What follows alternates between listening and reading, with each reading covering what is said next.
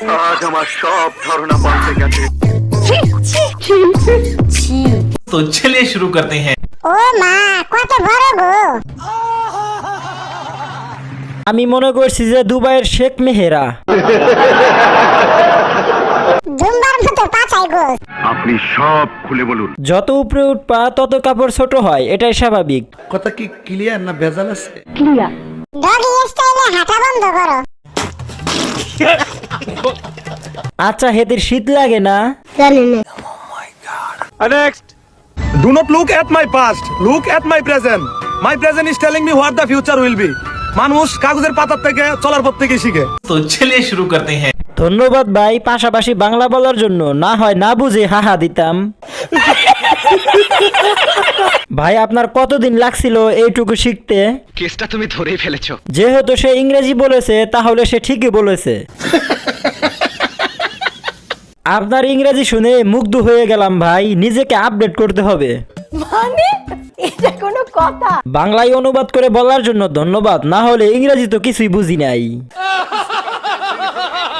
Do not look at my past. Look at my present. My present is telling me what the future will be. মানুষ কাগজের পাতার থেকে চলার পথ থেকে শিখে। পরের ক্লাসে আসিও, নতুন আর একটা লাইন শিখাই দিব, কেমন?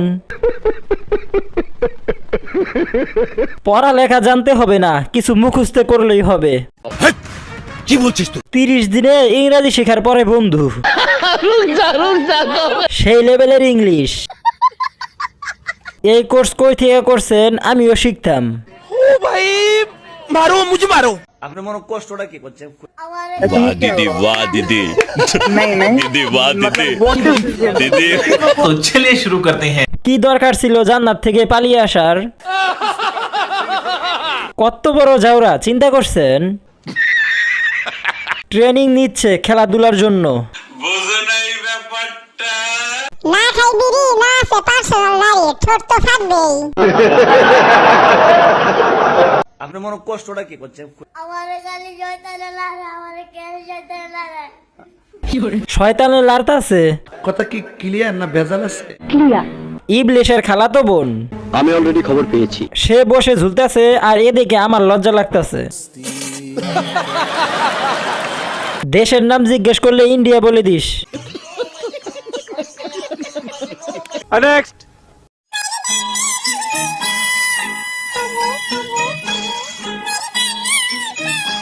रुको जरा सबर करो।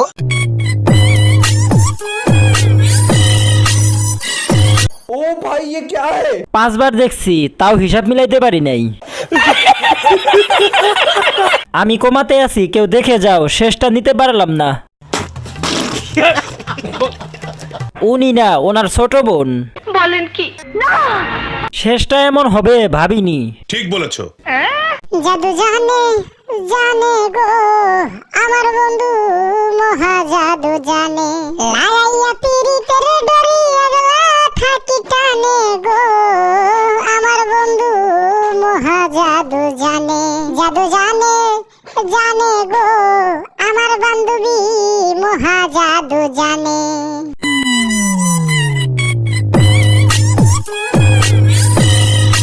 কি হলো, মিলাতে পারছো না? মানতে পারছো না? কেমনে কি, এটা কোনো কথা? আমি কি চোখে বেশি দেখছি? Oh my god. ছিল জরিনা, হয়ে গেল কারিনা। খাইছে রে, নোকিয়া থেকে আইফোন হয়ে গেছে।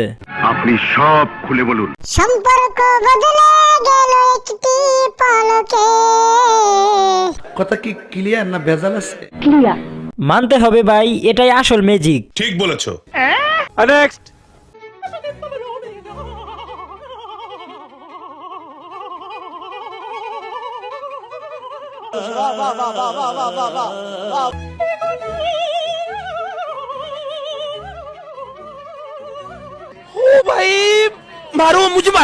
এইখানে ভুল করে চলে আসছি ভাই, মাফ করে দিয়েন।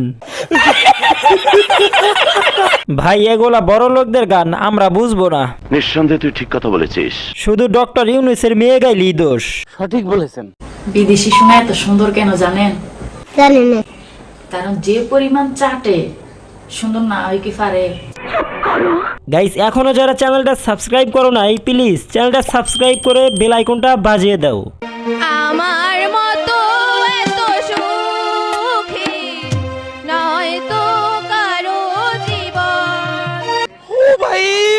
मारो मुझे मारो কি আদর স্নেহ ভালোবাসা জড়ানো মায়ার বাঁধন। মনে হয় প্রধান শিক্ষক সবার জন্য গান বলা বাধ্যতামূলক করে দিছে। নিঃসন্দেহে তুই ঠিক কথা বলেছিস। আমি তো শুরুতে ভাবছিলাম শব্দ দূষণ, পরে শুনলাম গান। তাকে ধন্যবাদ দিয়ে আমার পক্ষ থেকে নোবেল দিয়ে দাও। একটু খুলে বলুন। জোর করে হাসানোর জন্য কিন্তু মামলা করতে পারি। কথা কি ক্লিয়ার না ভেজাল আছে? তোরাই থাক, আমি নিজেই যাচ্ছি পাবনা ভর্তি হতে। বলেন কি? না এই গানটা আমার জীবনের শেখা প্রথম গান ছিল, এখন দেখি আমার মুখে সুর আসে না। যাদের ব্রেন নাই তারা তো এমনিতেই সুখী। আমার মতো এত সুখী নয় তো কারো জীবন। ओ भाई मारो मुझे मारो কি আদর স্নেহ ভালোবাসা। আমি 100% শিওর সে একদিন শিল্পী হবে। গানটা আমি ভুলে গেলাম, সুর মনে করতে পারতেছি না, কেউ মনে করিয়ে দাও। মানে এটা কোনো কথা? অসাধারণ প্রতিভা। গান শুনেই সুখী হয়ে গেলাম। মন চাইতেছে হিরো আলমকে একটা ধন্যবাদ দিতাম। কথা কিন্তু বাস্তব, ওনার মতো সুখী না হলে এত সুন্দর একটি গান গাইতে পারতো। ঠিক বলেছো। মনে হয় মানসিক হাসপাতালের উচ্চ বিদ্যালয়ের শিক্ষার্থী। কেসটা তুমি ধরেই ফেলেছো। গান শব্দ দূষণ। খালিদ হাসান মিলু যদি এই গানটা শুনতো তিনি আবার আত্মহত্যা করে মারা যেতেন। नेक्स्ट ধন্য ধন্য মেরা ধন্য ধন্য মেরা সিলসিলা এলো। वाह दीदी দিল্লিতে নিজামুদ্দিন আউলিয়া এলো। দিল্লিতে নিজামুদ্দিন আবার নাচে, কেমনটা লাগে? ओ भाई मारो मुझे मारो ভাই রে ভাই, কি কণ্ঠ রে ভাই, পুরাই মাথা নষ্ট। গান করে, গান রে করে। পাগলিটার গান গাইতে গাইতে গলা ভেঙে গেছে। আসল গানটা জানি কি? গান সেই লেভেলের ভালো হইতাছে, এটা তার ভাবনা। Oh my god. গলার মধ্যে আলাদা একটা মাধুর্য আছে। ধন্য ধন্য মেরা ধন্য ধন্য সিলসিলা এলো।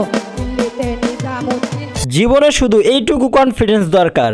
কারেক্ট। ভাই তার কনফিডেন্সটা দেখেন। একটু খুলে বলুন। কণ্ঠ যেমনই হোক, কনফিডেন্স 100-100। পেছনের লোকটারে নোবেল দেওয়া দরকার হাসি আটকে রাখার জন্য। ঠিক বলেছো। যেহেতু বাজনা বাজতাছে সেহেতু সুন্দর হইতাছে। এমন কনফিডেন্স থাকলে পায়ে হেঁটে চাঁদে যাওয়া যায়। মাইরি, এ তো দেখি পুরাই কোকিল কণ্ঠী, নোবেল প্রাপ্ত গায়িকা। ধন্য ধন্য মেরা ধন্য ধন্য মেরা সিলসিলা এলো। যে হাসি বন্ধ করে রাখতে পারবে তাকে তো একটা উপহার দেওয়াই যায়। এটা একটা সুন্দর প্রশ্ন আপনার, আসলে খুব টেকনিক্যাল প্রশ্ন। সেরকম গান গাইলো, আবার তালে তালে নাচ দিল। এরকম শিল্পী একমাত্র শরীয়তপুরে পাওয়া যায়। ভয়েসটা ডিফারেন্ট, বারবার শোনার মতো। এরকম শিল্পী প্রতিটা ঘরে ঘরে জন্মগ্রহণ করা দরকার। গানের 14 গোষ্ঠী কমাই আছে। এইটাও সম্ভব? গান গাইতেছে ওই, আর শরম লাগতেছে আমার। বাদ্যযন্ত্র বাজিয়ে যে ধৈর্যের পরিচয় দিয়ে গেছেন তাদের জন্য salute. Bye bye tata goodbye गया।